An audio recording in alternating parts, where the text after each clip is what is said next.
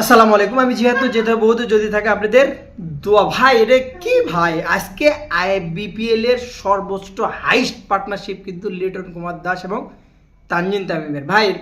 আমি শিওর আজকে লিটন দাস হয় গদা সুদনের উপর রাগ করে সেঞ্চুরি মারছে, না হলে লিপুর উপর রাগ করে সেঞ্চুরি মারছে নির্বাচক লিপু। সকালবেলা আজকে দুপুরবেলা কিন্তু চ্যাম্পিয়ন ট্রফির কিন্তু স্কোয়াড দিয়েছে যেখানে লিটন দাস নাই, হয় এর উপর রাগ করে মারছে, নাহলে শাকিব খানের উপর রাগ করে মারছে যে বেচারা এত কষ্ট করে দল সাজালো আমাকে নিচে বারবার, আমি প্রতিদিন ব্যর্থ, আজকে একটা সেঞ্চুরি আমি মেরেই ছাড়বো। ভাই কিসের উপর রাগ করে সেঞ্চুরি মারছে আমার জানা নাই।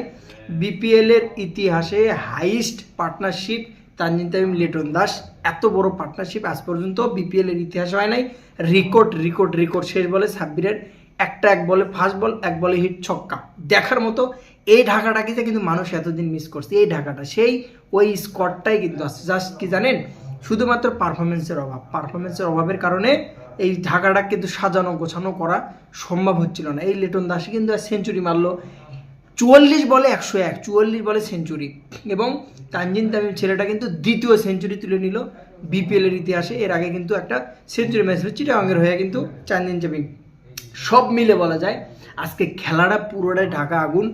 এই মাঠে এই ম্যাচও যদি ঢাকা হেরে যায় তো বলার কিছু আর ভাষা বলে কিছু থাকবে না। আসি লিটন দাস দুপুরবেলা যেটা লিপু সাহেব সোশ্যাল মিডিয়াতে যেটা জানাইছে যে তার টানা ব্যর্থতা, তাই বিশ্বাস করেন এই যে ভিডিওটা আমি বানাচ্ছি, এই ভিডিও বানানোর আমি আমার যে উপরে ভিডিওটা আছে আধা ঘন্টা আগে আমি লিটন দাসকে নিয়ে যে পাকিস্তানের পিচগুলো লিটন দাসকে কিন্তু মিস করবে একটু আগে ভিডিওটা বানিয়েছি ভাই, কসম সত্যি কথা ভিডিও বানিয়েছি। এরপরে লিটন দাসের সেঞ্চুরি আমি অবাক হয়ে গেলাম, দেখার মতো হিট ছিল, দেখার মতো। 9টা ছক্কা এবং 4 মারছে কিন্তু 10টা, 125 রানের 55 বলে একটা ইনিংস, দেখার মতো দুর্দান্ত জাস্ট লিটন দাস।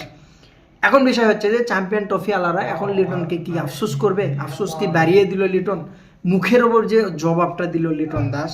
তারা আসলে লিটন দাসের মতো ব্যাটসম্যানেরা বেশি ফ্লপ হয়ে গেছে, তাকে ওভাবে খেলতে পারছিল না।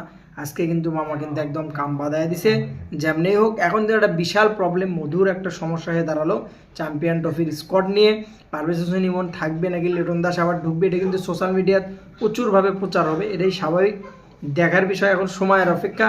তবে রেকর্ড ব্রেকিং রেকর্ড ছিল, দেখার মতো। বেস্ট অফ লাক, ভালো থাকবেন, সালাম আলাইকুম।